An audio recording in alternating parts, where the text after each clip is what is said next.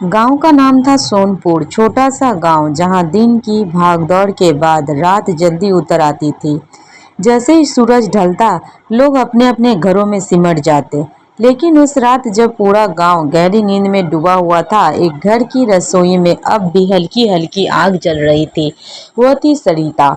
सरिता की उम्र ज्यादा नहीं थी, करीब 28 साल, लेकिन जिम्मेदारियों ने उसे समय से पहले ही समझदार बना दिया था। उसके पति रामू दिन भर खेत में काम करके थक जाते थे। सास ससुर बूढ़े थे और दो छोटे बच्चे थे, गुड्डी और मोनू। उस रात भी वही रोज की तरह हुआ। सब लोग खाना खाकर सो गए, लेकिन सरिता अभी भी जग रही थी। चूल्हे में धीमी आंच जल रही थी। सरिता धीरे धीरे रोटी सेक रही थी। पास में दाल का भगोना रखा था, जिसमें से हल्की हल्की खुशबू उठ रही थी।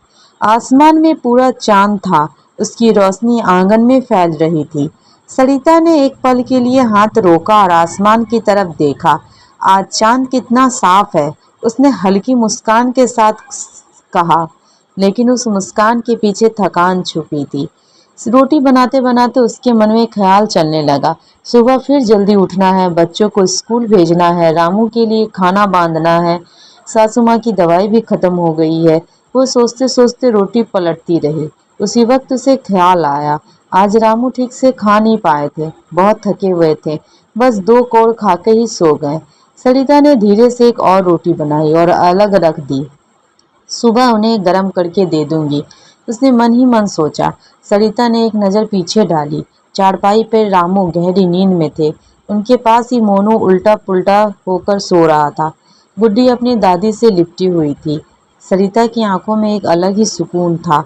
बस यह सब खुश रहे और मुझे और क्या चाहिए। सरिता की एक आदत थी, वो कभी खुद पहले नहीं खाती थी जब तक कि सब खा ना ले। वो इंतजार करती और अक्सर ऐसा ही होता कि अंत में उसके लिए बहुत कम बचता। उस रात भी वही हुआ।